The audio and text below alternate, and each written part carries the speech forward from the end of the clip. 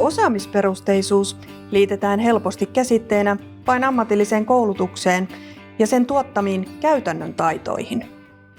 Osaamisen kehittäminen jatkumona edellyttää kuitenkin yhteisiä teknologisia ja digitaalisia pedagogisia malleja sovellettavaksi eri kouluasteilla. Osaamismerkit ovat yksi mahdollisuus kehittää jatkuvan oppimisen rakenteita, osaamisen systemaattista kehittämistä ja edistää digitalisaatiota pedagogiikka edellä. Osaamismerkkien avulla pyritään kehittämään joustavaa koulutustarjontaa vastauksena sekä tunnistettuihin osaamisvajeisiin että elinikäisen oppimisen tueksi. Vuonna 2020 osaamismerkit ovat yksi tärkeimmistä painopisteistä Euroopan komission vuotuisessa työsuunnitelmassa. Digitaalisen osaamismerkin avulla on tarkoitus tehdä oma osaaminen näkyväksi myös muille, joten on tärkeää, että merkki on visuaalisesti kiinnostava, informatiivinen ja sisältää myös yksityiskohtaisen tiedon merkin myöntäjästä. Kaiken kaikkiaan osaamismerkkien rakenteeseen kuuluvista metatiedoista keskeisimmät ovatkin osaamistavoitteet, osaamisen arvioinnin perustana olevat kriteerit sekä osaamisen osoittamisen tapa. Osaamistavoitteiden muotoileminen osaamismerkkeihin on kohtuullisen yksinkertaista, jos osaamistavoitteet on selkeästi kuvattu jo opetussuunnitelmassa. Merkin rakenteen kuvaava tekninen mallipohja on kuitenkin usein ensimmäinen konkreettinen tuotos osaamismerkkijärjestelmiin liittyvissä kehittämishankkeissa. Ja onhan se tarpeellinen. Mallipohja kokoaa yhteen tiedot osaamisen arvioinnista, graafiseen ilmeeseen ja opettajille tarkoitettuihin ohjeisiin. Koulutuksen järjestäjä osaamismerkkien kokonaiskonstellaatio auttaa suunnittelemaan ajasta ja paikasta joustavaa oppimista niin, että opiskelija löytää kuhunkin hetkeen sopivan haasteen.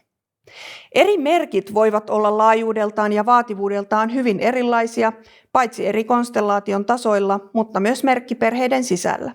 Hakemuksella haettavien ja eri tavoin arvioitavien merkkien lisäksi merkistöissä on mukana usein myös automaattisesti kertyviä metamerkkejä. Nämä rakenteet voivat muistuttaa esimerkiksi peleistä tuttuja tasohyppelyn malleja.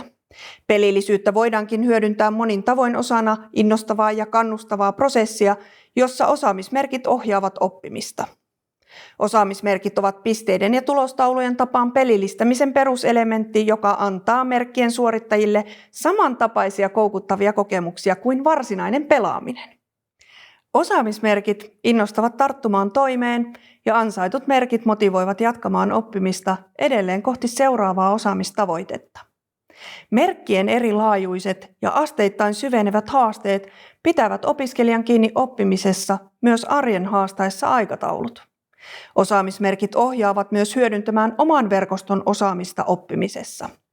Oppimateriaalit, jotka ovat jatkuvasti saatavilla, mahdollistavat aidosti ajasta ja paikasta joustavan tavan opiskella.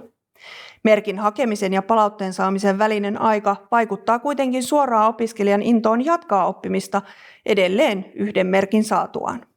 Usein esiin noussut haaste onkin merkkien optimaalinen laajuus, sillä suhteellisen pienet oppimista ohjaavat mikromerkit vaativat paljon resurssia arviointityöhön. Laajat makromerkit kuitenkin toimivat eri tavalla ja niiden käyttöä tuleekin harkita huolellisesti, vaikka houkutus yhdistää sisältöjä on suuri. Hyvin suunniteltuna pelillisyyttä voidaan hyödyntää monin tavoin osana innostavaa, kannustavaa ja yhteisöllistä prosessia, jossa osaamismerkit ohjaavat oppimista.